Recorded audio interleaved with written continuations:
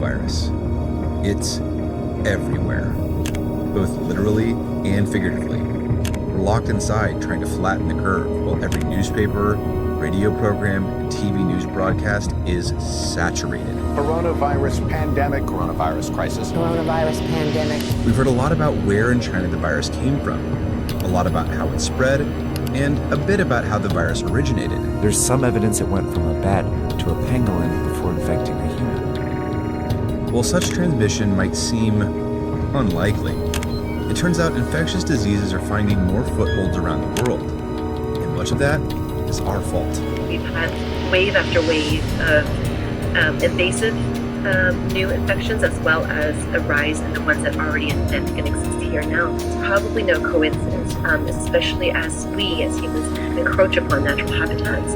We are coming into contact with species that normally we would not encounter. While some might claim we couldn't have predicted coronavirus, It's an unforeseen problem, not a problem. Came out of nowhere. it turns out we kind of could. Scientists have been warning us about pandemics for years. And not just corona. Infectious diseases of all stripes could be on the rise. In the next tens of years, I do anticipate seeing more outbreaks, vector-borne and zoonotic diseases in particular. This is Think Again, with me, Andrew Stern, where I take you every step of the way as I dig into compelling, complex, or controversial topics that make us wonder, do we need to think again?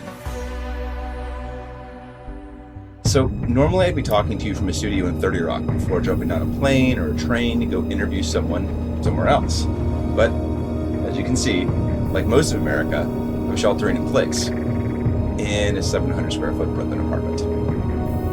Anyway, about 6 weeks ago, when the coronavirus story just began to resonate in America, I became interested in where diseases like this come from, and are there any trends predicting their rise?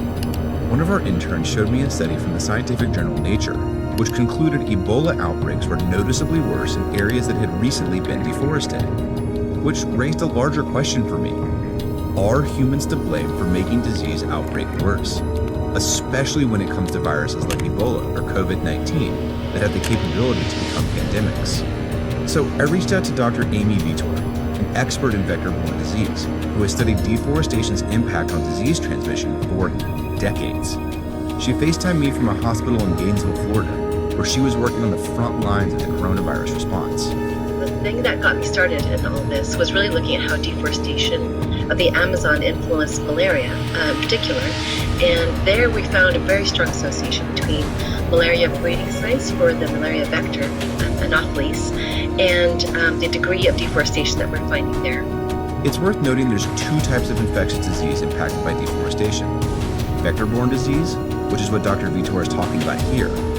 Vector-borne means the disease is carried by a blood-feeding organism, like mosquitoes or ticks. The other, which she'll get into in a bit, is zoonotic disease, which happens when a disease makes a jump between animals and humans, like Ebola, SARS, and COVID-19. How strong of a link did you find between deforestation and the rise in infectious disease in those areas? What we saw was very clear. In forested areas that were pristine, we saw none of the vector, essentially. But when we took that same method to villages that were deforested, there we saw a many-fold increase in the number of these mosquitoes breeding in the water and biting humans as well. Humans cut down forests for any number of reasons. Logging, mining, converting land to farms. When we settle on land that recently was a forest, or put our livestock there, it puts us and our food supply in closer and consistent contact with animals we wouldn't normally encounter. You have primarily focused, or at least originally focused, on deforestation in the Amazon. Are we seeing a similar pattern in other areas of the world that have been deforested with both mosquitoes and other vectors? So, for example, the Nipah virus outbreak that occurred in the late 1990s entailed essentially an outbreak of an encephalitis that affected especially workers in pig farms and pig abattoirs. And those people were getting quite sick and falling ill and dying. And also the pigs were sick. It turned out to be a virus that was known to be carried in flying foxes. Because of droughts and slash and burn agriculture, there was a haze that hung over all that rainforest, basically reducing the amount of fruit available for those flying foxes. So that caused them to migrate up north to Malaysia and Singapore, causing that outbreak there. When humans cut down forests, water settles into shallow pools, which is ideal for mosquito breeding. When you get an area after deforestation, essentially you have trees that then are strewn to the ground. The logs block the streams and the rivers, and that in itself causes blockage and accumulation of water. When people then build farms or villages on that now cleared land, they're suddenly in close contact with more mosquitoes, as well as potentially diseased animals whose habitat we just cut down. Because mosquitoes aren't the only vector spreading diseases because of deforestation.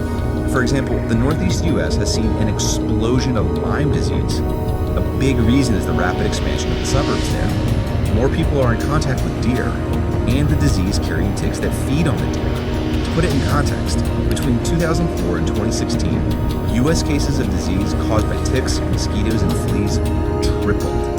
Recent epidemics like Zika and West Nile virus have both been linked to deforestation and habitat changes caused by humans.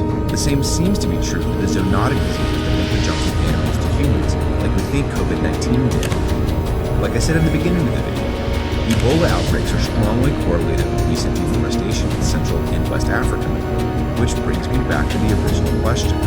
Are humans to blame for the uptick in infectious disease we seem to be seeing? And will it get worse going forward? The more research I read, the stronger that link seemed to be, which could make for a pretty uncertain future. Certainly we're going places where we never used to go before. We're changing habitat at a rapid rate, and so those changes seem to be highly associated with both the mosquitoes, the ticks, as well as vertebrates that tend to thrive under these conditions. So yes, the variety of infectious diseases I think will continue to increase over the years because of the pressures that we are exerting on our immediate and expanded environment.